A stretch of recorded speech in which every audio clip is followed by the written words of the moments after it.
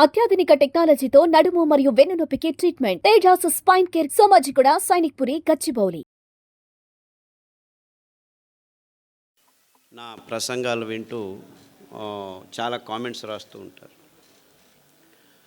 ఒకచోట ఒక అబ్బాయి నాకు జస్ట్ 23 year old అబ్బాయి ఒక చిన్న క్లిప్ పెట్టాడు నా నెంబర్కి. బెంగళూరులో 23 year old బాయ్స్ 2.5 లక్షల రూపాయలు అదేదో మోటార్ సైకిల్ కొనుక్కున్నారట. బుర్రని తిరుగుతున్నారు. సార్ చెప్పినట్టు హెల్మెట్ పెట్టుకోకుండా యాక్సిడెంట్ పాలయ్యారు. ఇద్దరికి తలకు ఏటైంది. స్పాట్, చనిపోలేదు, హాస్పిటల్లో కోమాలో ఉన్నారు. ఆ హాస్పిటల్లో ఇలా యాక్సిడెంట్ అయ్యి కోమాకు వెళ్ళిన వాళ్ళు ఇప్పటికి 1000 మంది అడ్మిట్ అయితే ఒక్కరు బయటికి రాలేదు. అందరూ పైకి వెళ్ళిపోయారు. 3 రోజులు, 4 రోజులు, 5 రోజులు ఐసీలో ఉన్న తర్వాత. సో ఆ డాక్టర్లు అందరూ అక్కడికి వెళ్ళిపోయారు. ఇంకేమీ లేదు, అందరూ పిలుచుకోండి అని చెప్పి వాళ్ళ ఇంట్లో అందరికీ చెప్పేశారు. 3 రోజుల తర్వాత ఒక అబ్బాయి చనిపోయాడు. ఇంకా 3 రోజుల తర్వాత ఇంకో అబ్బాయి ఇంకా చనిపోలేదని డాక్టర్లు అందరూ వెయిట్ చేస్తుంటే 6వ రోజు రాత్రి ఠక్కని లేచి కూర్చున్నాడు. ఇంకా 6 వారాల్లో బాగా అయిపోయాడు, నడుస్తున్నాడు. సో ఈ డాక్టర్లందరికీ అనుమానం వచ్చింది, ఏం జరిగింది, ఇంతమంది చనిపోయారు సార్ మీకు ఆయన చెప్పాడు కదా, ఆరోగ్యం ఉన్నా యాక్సిడెంట్లో చనిపోతారు మీరు, జాగ్రత్త అని. ఇది జరిగిన విషయం. ఎలా బయటపడ్డాడు వీడు, 1000 మంది చనిపోయారు, ఇంత కోమాలో ఉన్నవాడు మళ్ళీ వెనక్కి వచ్చాడని వాళ్ళు అదే పనిగా పని కట్టుకొని ఎంక్వైరీ చేశారు. వాళ్ళ ఇంటికి వెళ్ళారు. వాళ్ళ అమ్మ నాన్నని అడిగితే, మా అబ్బాయి యూట్యూబ్లో డాక్టర్ ఖాదర్ ప్రసంగాలు విని గత 2 సంవత్సరాలుగా సిరిధాన్యాలను మాత్రమే భోంచేస్తున్నాడు.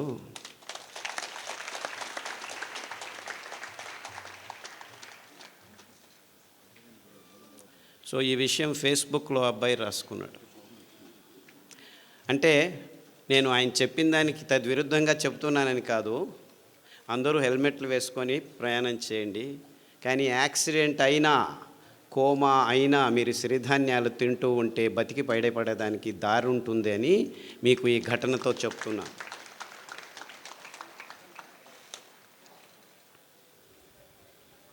నేను గుంటకల్లోనే చదివాను. చేంతాడు చేతిలో వేసుకొని 6 కిలోమీటర్లు దూరం వెళ్ళి, ఆ చేంతాడు ఒకే బావి ఉండేది, నీళ్ళ బావి, ఆ దర్గా దగ్గర అటువైపుకి వెళ్ళేవాళ్ళం మేము. 6 కిలోమీటర్లు నడిచి పొద్దున్నే 5 గంటలకు లేచి, నేను మా అక్క బుచ్చక్క అనే పేరు ఇద్దరం 6 కిలోమీటర్లు నడిస్తే వెళ్తే చేంతాడు. నేను చిన్న పిల్లోడిని, ఇంతలాగా ఉండేవాడిని, చాలా వెరీ స్మాల్ షార్ట్ ఫెలో, ఇప్పటికూ పొట్టివాడిని. ఆ చేంతాడు ఎత్తుకొని పోయేదానికే 6 కిలోమీటర్ పోయేవాడికి కింద పడిపోయేవాళ్ళం. ఆ చేంతాడు ఎంత బరువు ఉండేది, ఎందుకంటే చేంతాడు 10 అడుగులు 15 అడుగులు కాదు, 30 అడుగులు పోవాలా లోపలికి నీళ్ళు రాయిలవరంటే. సో ఇద్దరం కష్టపడి 2 బిందెలు తీసుకొని వచ్చేవాళ్ళం చేంతాడు ఇక్కడ వేసుకొని. నీళ్ళు తాగాలంటే అంత కష్టపడాలి. సో గుంతకలు వాళ్లకు నీళ్ళ అభావం గురించి ఎవరు ఏమీ చెప్పాల్సిన అవసరం లేదు. కానీ తమాషా ఏమిటంటే, ఇంకా మొత్తం ప్రపంచమంతా ఇంకా 6 నుంచి 10 సంవత్సరాల్లో నీళ్లు లేకుండా ఉండేది. తాగేదానికి నీళ్లు కూడా దొరకని పరిస్థితిని మనం ఎదుర్కోబోతున్నాం. అంతేకాదు, ఈ ఎలక్ట్రిసిటీ కూడా ఉండదు మీకు ఇంకొక 15-20 సంవత్సరాల్లో. బొగ్గు అయిపోతుంది, ఇంధనాలన్నీ అయిపోతున్నాయి, నీళ్లు లేకుండా ఉంటాయి. ఇప్పుడు మీరందరూ హ్యాపీగా వరి బియ్యము, గోధుమలు, చక్కెర, మాంసము, కోడిగుడ్లు తింటూ ఉన్నారు. ఇది తింటూ మీకు ఆరోగ్యం వచ్చింది అనుకున్నాం, అందరూ బాగానే ఉన్నారు అనుకుందాం, రోగాలు లేవు అనుకుందాం, ఎవరికి బీపీ లేదు, ఎవరికి డయాబెటీస్ లేదు, ఎవరికి క్యాన్సర్ లేదు, ఎవరికి హెచ్ఐవి లేదు, ఏమీ లేదు, అందరం బాగున్నాం. వరి బియ్యం చాలా మంచిది, తింటే ఏమీ రోగాలు రావు, ఇంకా ఆరోగ్యంగా ఉంటుంది అని కూడా అనుకుందాం. గోధుమలు తింటే చాలా అద్భుతంగా ఉన్నాము అనుకున్నాం. అఫ్కోర్స్ మనమందరము వెంట్రుకలకు పెయింట్లు చేసుకొని యంగ్ పీపుల్ అనుకొని తిరుగుతూ ఉంటున్నాము. అది వేరే విషయం. రోగాల గురించి తర్వాత చెప్తాను. అంటే మనం తింటున్న పదార్థాలన్నీ మంచివే, ఆరోగ్యంగానే ఉన్నామని అనుకున్నా ఈ రెండు కారణాలకి మనం వరి బియ్యం తినటం ఆపు చేయాలి, గోధుమలు తినటం ఆపు చేయాలి, చక్కెర తినటం ఆపు చేయాలి, కోడిగుడ్లు తినటం ఆపు చేయాలి, అన్నీ తినటం ఆపు చేయాలి. ఎందుకంటే నీళ్లు లేవు. ఇంకా 15 సంవత్సరాల్లో వరి బియ్యం పెంచుకునేదానికి నీళ్లు ఉండవు, కోడిగుడ్లు తయారు చేసుకునేదానికి నీళ్లు ఉండవు, చక్కెర పెంచేదానికి, చెరుకు పెంచేదానికి నీళ్లు ఉండవు, ఏమీ ఉండవు. 4 వానలు వస్తే చివరకు పెరిగేది ఈ సిరిధాన్యాలే. అంటే వీళ్ళందరూ చెప్తున్నారు రుచిగా చేయండి, ఇది చేయండి, అది చేయండి. అవంతా ఏమీ అవసరం లేదు. ఇంకో 10 సంవత్సరాలు మీరు అందరూ కళ్ళు మూసుకొని నీళ్లు లేని పరిస్థితిని ఆలోచించుకోండి. ఆఫ్కోర్స్ నా దురదృష్టం, గుంతకల్లో వచ్చి నీళ్లు లేని పరిస్థితిని ఆలోచించండి అని చెప్తే వీడు పిచ్చోడు మాకు చెప్తున్నాడు అనుకుంటారు. నేను అనుభవించాను. కానీ ప్రపంచమంతా ఇదే స్థితికి రాబోతుంది ఇంకో 10-15 సంవత్సరాల్లో. ఈ డ్యాములు కట్టినారు, ఏమీ లాభం లేదు. డ్యాముల్లో నీళ్లు ఉంటాయి కదా మీరు ఎత్తిపోసేది. ఆ నీళ్లు లేని పరిస్థితుల్లో మొత్తం ప్రపంచమంతా హాహాకారాలతో, ఆకలి మంటలతో భయానక స్థితిని ఒక్కసారి కళ్ళు మూసుకొని ఊహించండి. ఆ స్థితి నుంచి దూరం కావాలంటే మనం 20 సంవత్సరాల ముందే ఎంత మంచివైనా, గోధుమలు మంచివే అని చెప్తున్నాను, చక్కెర మంచిదే అని చెప్తున్నాను, ఏమి రోగాలు రావట్లేదని చెప్తున్నాను, ఇదంతా ఇమాజినరీ కండిషన్. అఫ్కోర్స్ ఇప్పుడు ఉన్నది అన్ని రోగాలే అనేది ఇంకొక 5 నిమిషాల్లో మాట్లాడతాను. కానీ సిరిధాన్యాల మహత్వము జస్ట్ మీ ఆరోగ్యానికి కోసం కాదు, మీ పిల్లల ఆరోగ్యం కోసం కాదు, ప్రకృతి కోసం కాదు. ప్రకృతిని మీరు రక్షించాల్సిన అవసరం లేదు. ఇవన్నీ కారణాలు కాదు, కానీ ఇవన్నీ ముఖ్యమైన నిజమైన ప్రాక్టికల్ కారణాల కోసం సిరిధాన్యాలను తినమండి అని చెప్తూ వస్తున్నాను ఇంతవరకు. కానీ ఇప్పటి నుంచి నేను ఇవన్నీ కారణాలే కాదు, ఇంకా 10-15 సంవత్సరాల్లో మొత్తం మానవ కులమంతా ఆకలితో హాహాకారాలు బొబ్బేలు పోతుంటే మిమ్మల్ని ఆ భయంకరమైన క్రైసిస్ నుంచి బయటకు పడాలంటే బయటపడేదానికి పనికి వచ్చేది సిరిధాన్యాలు మాత్రమే. ఆ ఒక్క కారణానికే, అంటే మానవ కులం ముందు రానున్న ఈ భయంకరమైన క్రైసిస్ నుంచి బయటపడాలంటే మొత్తం ప్రపంచమంతా పిల్లలు, పెద్దలు అందరూ ఏ దారి లేదు, ఏ గతి లేదు, ఉండేది ఒకే దారి, అది సిరిధాన్యాలు తినే ఒకే ఒక్క దారి. ఈ క్రైసిస్ని మానవ జాతి ఎదుర్కోవాలంటే ఈ దారి తప్ప ఇంకా ఏ దారి లేదు అని గట్టిగా నమ్మిన వాణ్ణి నేను. అందుకే 40 సంవత్సరాల క్రితమే ఈ విషయాల్ని పూర్తిగా విశ్లేషణ చేసి, అరే ఈ రోగాల పక్కన ఉంచండి, మీ తలల మీద తెల్ల వెంట్రుకల గురించి పక్కన ఉంచండి, నాకు క్యాన్సర్ వచ్చింది అని బాధపడే వాళ్ళ గురించి నేను బాధపడటం లేదు. మొత్తం మానవ కులమే కాదు, ప్రపంచంలో ఉన్న జీవరాశి అంతా ఈ భయంకరమైన సన్నివేశాన్ని ఎదుర్కోబోతుంది ఇంకో 20-30 సంవత్సరాల్లో. నేను చెప్పేది అతిరేకంగా లేదు, మీరందరూ దీనిల గురించి ఆలోచించట్లేదు, ఎవరూ ఆలోచించట్లేదు.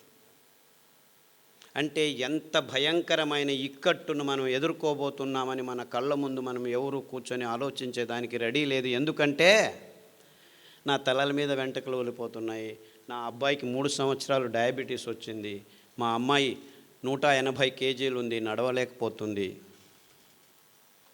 మా చిన్న పాపకు బ్లడ్ క్యాన్సర్ వచ్చింది, 3 సంవత్సరాలకు బ్లడ్ క్యాన్సర్, బోన్ క్యాన్సర్ వచ్చింది, లంగ్ క్యాన్సర్ వచ్చింది.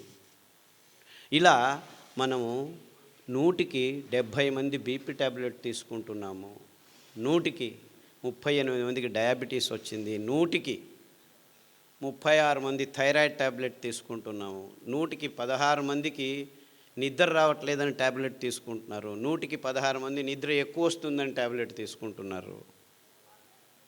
ఇలా ఎన్నెన్నో కారణాలు ఉన్నాయి, ఎన్నెన్నో రోగాలు ఉన్నాయి. హెచ్ఐవి వచ్చింది, ఎస్ఎల్ఈ వచ్చింది, ఐఎస్ఆర్ వచ్చింది, ఐబిఎస్ వచ్చింది, ఇలా అక్రానిమ్స్ పెట్టుకొని 185 రోగాలను లిస్ట్ చేసుకుంటున్నాము. ఈ రోగాల పేర్లు వినాలంటేనే భయం అవుతుంది. రోగాలు వస్తే ఇంకెంత భయమో. అది ఇంతకుముందు డయాబెటీస్ 100కి 5 మందికి 10 మందికి వచ్చేది, 50 సంవత్సరాల పైన వచ్చేది. ఇప్పుడు 5 సంవత్సరాల లోపు పిల్లలకే 100కి 5 మందికి వచ్చేసింది. మీరు ఎంత దీన స్థితిలో అనారోగ్యంలో ఉన్నా 6 వారాల్లో మీ దేహం పుంజుకుంటుంది. ఇంకా ఒక ట్రిక్ ఉంది. ఈ ధాన్యాలు 1000 సంవత్సరాలు ప్రతి దేశంలోనూ తిన్నారు ప్రజలు.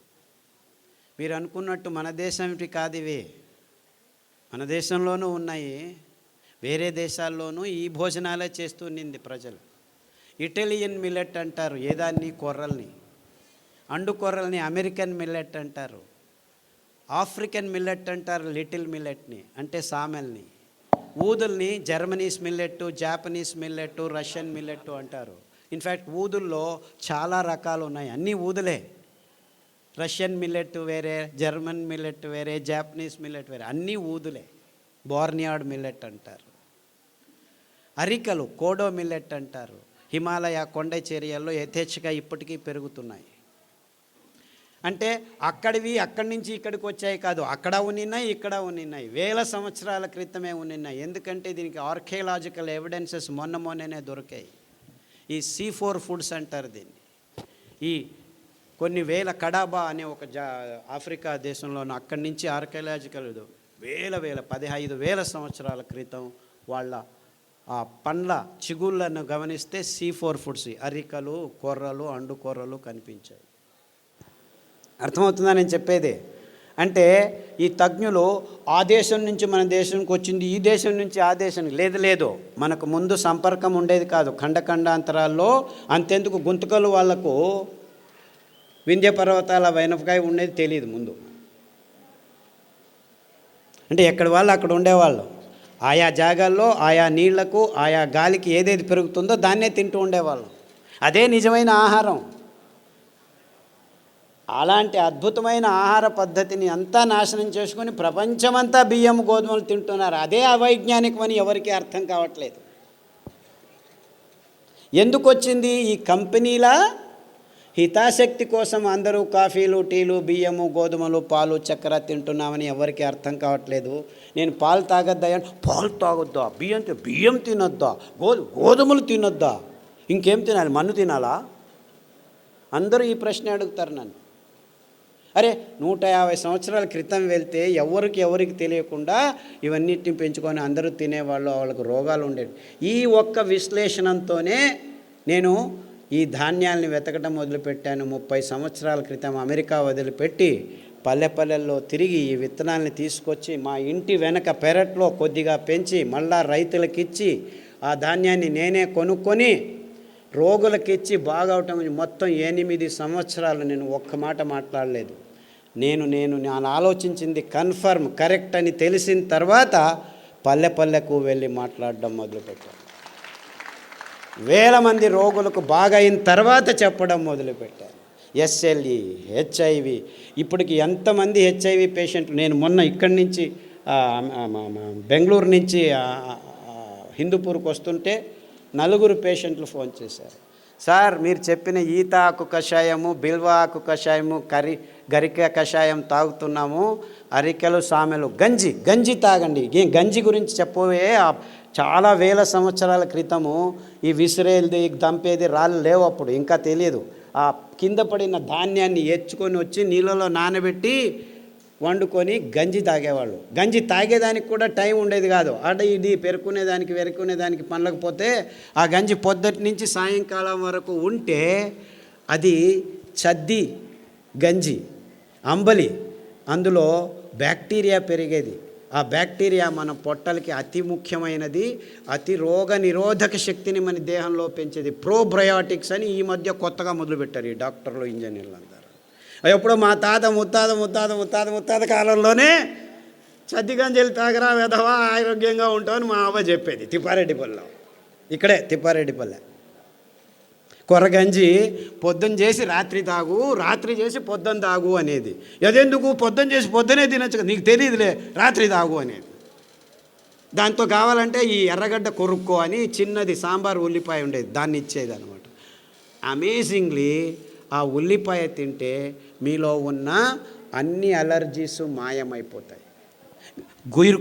గోరుకునేది సిట్రజిన్ వేసుకునేది, ఎప్పుడు చూడు ఎరుకుంటూ ఉంటే సిట్రజిన్ వారానికి ఒకటి పోయి 2 రోజులకు ఒకసారి అయిపోయి రోజుకు 2 సార్లు వేసుకున్నా కానీ ఆపితే చాలు గీరుకుంటూ ఉంటారు. ఆ అలర్జీస్ అన్నీ వారం రోజుల్లో మాయమైపోతాయి. మీరు అరికల గంజి, ఈ ఉల్లిపాయ రసం, 4 ఉల్లిపాయలు ఉడికించి ఆ రసం తాగితే చాలు 6 వారాల్లో మీకు ఈ అలర్జీస్, పొద్దున్న లేస్తే తుమ్మేది, చెవులో నొప్పి వచ్చేది, పాలు తాగేసి ఆపేసి ఈ కషాయాలు తాగండి.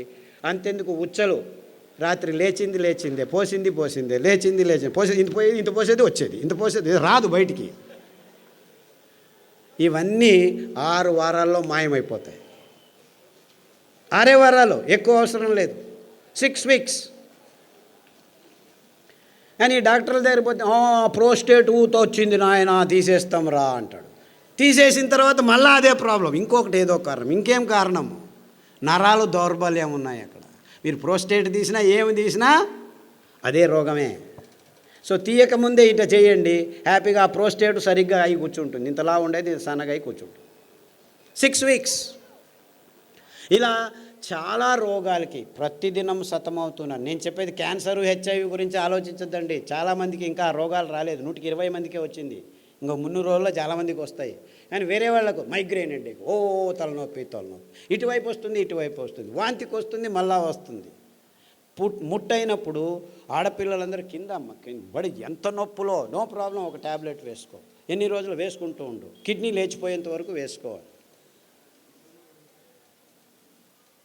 కిడ్నీలు లేచిపోతున్నాయి ఆడవాళ్ళకి, ముట్టు ప్రాబ్లమ్స్ కోసం పెయిన్ కిల్లర్స్ తీసుకొని, నో ప్రాబ్లం, డయాలిసిస్ యూనిట్ ఉంది, రండి. And this is science for you. ఈ డాక్టర్ల దగ్గర చుట్టూ తిరుగుతుంటే మీకు ఏం దొరుకుతాయి? ట్యాబ్లెట్లు, ఆపరేషన్లు, అంతకంటే ఎక్కువేం దొరకదు. ఆరోగ్యం దొరకదు, ఆరోగ్యం ఆసుపత్రుల్లో లేదు. వద్దులేండి, చప్పట్లొద్దు, ఆలోచించండి, అంతే చాలు. ఇంకా ఎలక్షన్లు రాబోతున్నాయి, రాజకీయ నాయకులు వస్తారు, చప్పట్లు దాచిపెట్టుకోండి.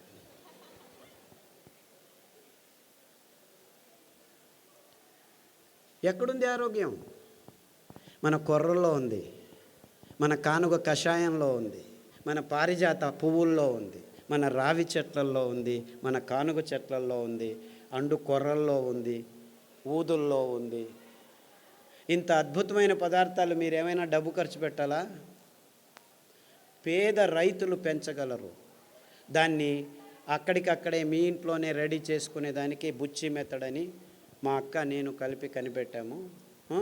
అందరూ హ్యాపీగా ఇంట్లో ఎవరైనా సరే రాత్రి నానబెట్టి పొద్దున ఎండబెట్టి అలా అంటే చాలు, బియ్యం రెడీ. ఇంకా అద్భుతం ఏం తెలుసా? ఈ ధాన్యాలు 7 సంవత్సరాలు నిల్వ ఉంచిన ఒక్క కెమికల్ లేకుండా, ఒక్క పురుగు రాకుండా ఉంచుకోవచ్చు ఈ 5 ధాన్యాలు. మీకు ఎప్పుడు కావాలో అప్పుడు బియ్యం రెడీ చేసుకోండి. సో అందరూ అంటున్నారు పేదవాళ్ళకి ఇది కష్టమని. ఇన్ఫ్యాక్ట్ పేదవాళ్ళకే ఈజీ. ఈ పెద్దవాళ్ళు పనులు చేసుకోలేరు, డబ్బులు ఉన్న వాళ్ళు. మీరు చేసిస్తే వాళ్ళు తింటారు. అంటే మీరు కొనాల్సిన పని లేదు. 2 ఎకరాలు మెట్ట భూమి ఉంటే పెంచుకోండి, ఇంట్లో పడేసుకోండి. ఎప్పుడు కావాలంటే ఆ మిక్సీలో 1 కేజీ రెడీ చేసేదానికి మీకు 20 కేజీలు 2 గంటల్లో పని చేసుకోవచ్చు. ముందులాగా దంచాలి, విసరాలి అని ఏమీ లేదు. కావాలంటే మీకు డబ్బు కావాలంటే మీరే రెడీ చేసి పక్కనున్న ఊరికి అందజేయచ్చు. 10 మంది కూర్చొని ఆడవాళ్ళు పని చేస్తే దగ్గర దాదాపు 500 కిలోలు రెడీ అవుతాయి. ఆ పని బాలన్ గారు చేసి చూపించారు. ఇక్కడ అనంతపూర్లో భానుజ అని ఇంకొక మహిళా సంఘం వాళ్ళు చేస్తున్నారు. అంటే పేదవాళ్ళకి ఇవి అతి చౌకగా, ఎవ్వరి హంగామా లేకుండా పెంచుకొని ఇంట్లోనే తయారు చేసుకొని తినేంత వరకు మేము అన్ని రకాలుగా ఏర్పాటు చేశాము. మీరు చేసుకోవాలి అంతే. అంటే పేదవాళ్ళకి ఏమీ ఇబ్బంది లేదు. ఇంకా కొనుక్కునే వాళ్ళకే 100 రూపాయలు ఆ కేజీ, 150. యాక్చువల్లీ రైతులకు మీరు 10 రూపాయలు, 11 రూపాయలు, మధ్యవర్తులు తింటున్నారు మధ్యలో. అయినా కానీ 100 రూపాయలు ఇచ్చి కొన్న 1 కేజీ 10 మంది తినచ్చు మీరు. ఎందుకు? ఇందులో పీచు మధ్యలో ఉంది. నానబెడితే రాత్రి నానబెట్టి పొద్దున వంట చేస్తే 1 కేజీ బాగా వికసించి అరలితే మీరు 10 మంది తినొచ్చు అనమాట. అదే బియ్యం అయితే వరి బియ్యము కేజీకి 4 తిని ముగించేస్తాం అన్నమాట. అంటే 1 కేజీకి 4, ఇక్కడ 1 కేజీకి 10 మంది, వీడు 30 రూపాయలు కేజీ అనుకో, 30 × 2.5 కేజీలు అంటే అది అంతే అయింది కదా. ఆ బియ్యం తిన్న తర్వాత మీరు ఎక్కడికి పోతున్నారు? ఆసుపత్రిలో చుట్టూ తిరుగుతున్నారు. ఈ బియ్యం తింటే మీరు రైతుల దగ్గరికి వెళ్ళచ్చు. అంటే నిజంగా మీరు ఎవరి చుట్టూ తిరగాలి? ఆరోగ్యం కావాలంటే ఎవరి దగ్గరికి వెళ్ళాలి మీరు? ఇన్ఫ్యాక్ట్ నిజంగా మనకు ఆరోగ్యం కావాలంటే ఆ రైతుల వైపు మన ముఖం చూపించాలి, వాళ్ళను గౌరవించాలి. వాళ్ళు పెంచే ధాన్యానికి విలువ ఇచ్చి భక్తితో తీసుకుంటే వాళ్ళు బాగుపడతారు, మనము బాగుపడతాం. అర్థమవుతుందా?